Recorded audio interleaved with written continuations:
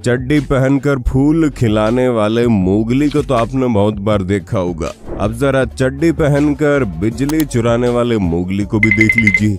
दरअसल बिजली चोरी की रिपोर्ट्स आने के बाद लखनऊ के बिजली विभाग ने बख्शी का तालाब इलाके में खुद जाने की बजाय ड्रोन सर्विलेंस करवाई ताकि लोग बिजली विभाग के आने से सचेत न हो जाएं।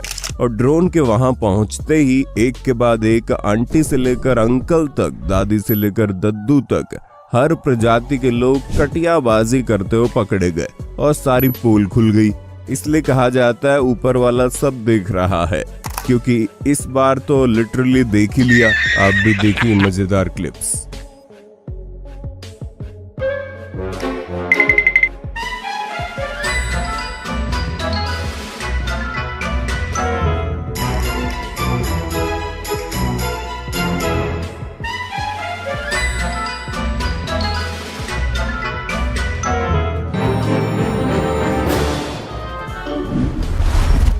पच्चीस अप्रैल 2023 के दिन चलती ट्रेन पर चढ़ने की जद्दोजहद में बुजुर्ग गिर गया और प्लेटफॉर्म व ट्रेन के बीच फंस गया। इस बुजुर्ग शख्स की जान जा सकती थी, लेकिन मौके पर तैनात आरपीएफ महिला कांस्टेबल पल्लवी विश्वास का, जिसने इस बुजुर्ग को पूरी जान लगाकर बचा लिया, वरना इसके साथ कितना दर्दनाक हादसा हो सकता था। और हाँ, ये वीडियो सोशल मीडिया पर विमन कहकर कॉफी सड़कने वालों पर जोरदार तमाचा है।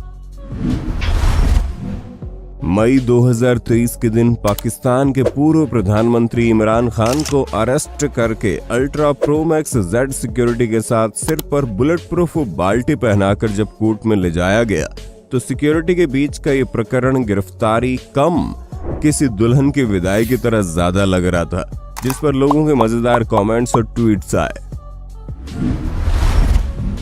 जब आप किसी मोमेंट को रिकॉर्ड करने के लिए काफी देर से वीडियो बना रहे हो और उस मोमेंट के आते ही ऐन मौके पे कैमरे के आगे से ट्रक निकल जाए, तो उससे बड़ा टॉर्चर मानवता के इतिहास में कुछ और हो ही नहीं सकता। Thank you.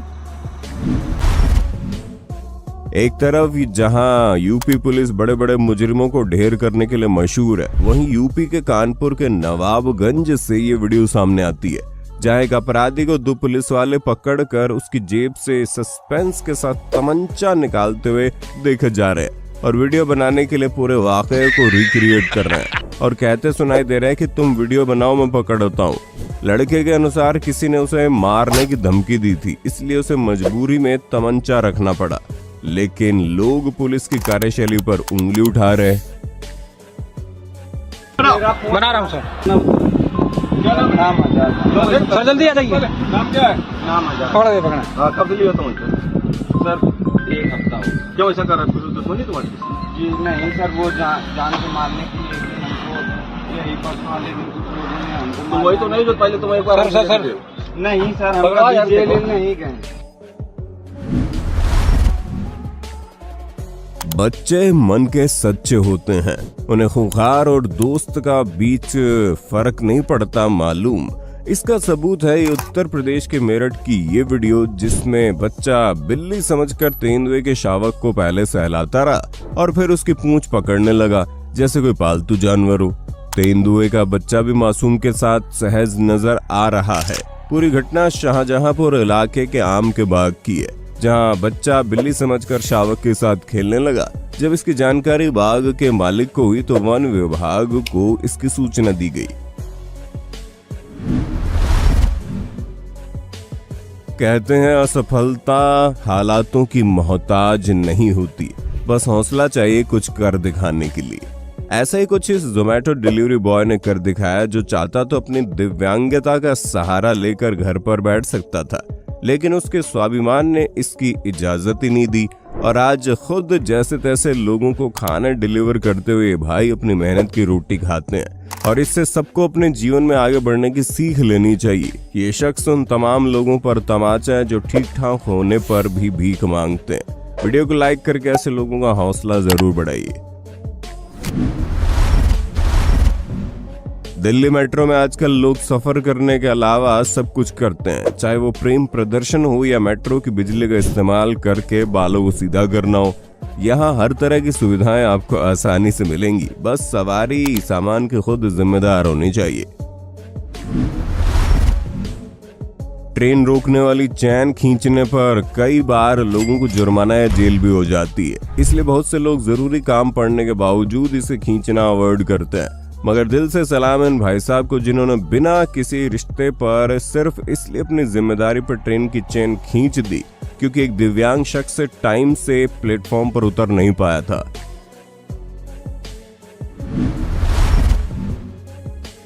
आपने जानवर पर, इंसान पर, सड़क पर हर जगह लोगों को पाइप से पानी डालते हुए देखा होगा, पर क्या आपने कभी किसी को ट्रांसफार्मर पर पानी डालते हुए देखा है? हैरान होने वाली बात नहीं है क्योंकि यूपी और बिहार में कुछ भी हो सकता है। दरअसल यूपी के बस्ती जिले में जब गर्मी के मारे टेम्परेचर बहुत ज्यादा बढ़ गया तो हद से ज्यादा गर्म होने की वजह से ट्रांसफार्मर बंद पड़ गया, जिसके बाद उसको ठंडा करने के लिए जहां पहले उस पर पाइप से पानी डाला गया तो वहीं बाद में पंखे की हवा भी खिलाएगी ताकि किसी तरह ट्रांसफार्मर ठंडा होने के बाद दोबारा चालू हो सके।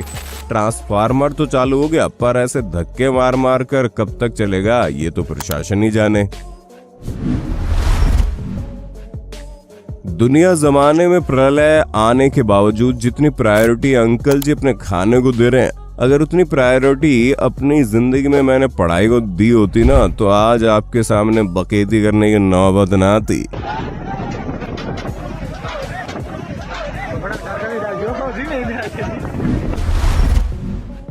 मगर इस तूफान में एक शर्मा जी का एक ऐसा बेटा मिल गया जिसकी वजह से हमें बचपन में चप्पलें पड़ी थी। आंधी तूफान आ रहा है भाई साहब, चाहे तो बंद जगह पर जाकर भी पढ़ सकते थे, लेकिन नौटंकी करते हुए जब तक बीच तूफान में 4 आदमी के सामने नहीं पड़ेंगे तब तक टॉपर कैसे कहलाएंगे। ये दोनों सज्जन बाघ के सामने जितनी हेकड़ी दिखा रहे थे और फोटो खिंचवा रहे थे, बाघ के एक बार हल्का सा गुर्राने से इनकी जो ऐतिहासिक हवा टाइट हुई है उसके बाद तो इन्हें यमराज और अपने सारे पूर्वजों के साक्षात दर्शन मिल गए होंगे।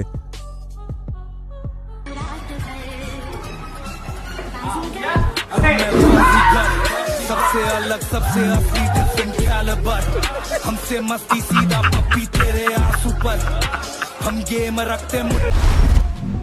जिंदगी में अगर आपको कोई भी अपराध करने का ख्याल आए या कोई गलत कदम उठाने का मन करे तो एक बार जरा इस वीडियो को देख लेना। इस पिता और इस बेटी के बीच बस सलाखों का अंतर है, पर वो छोटी सी सलाखें भी कितनी क्रूर है कि अपनी नजरों के सामने अपनी बच्ची को रोता हुआ देखकर भी पिता उसे गले नहीं लगा सकता। और इसलिए कहा जाता है कि ईमानदारी से कमाई हुई सूखी रोटी में भी बेईमानी के 56 भोग से ज्यादा स्वाद होता है।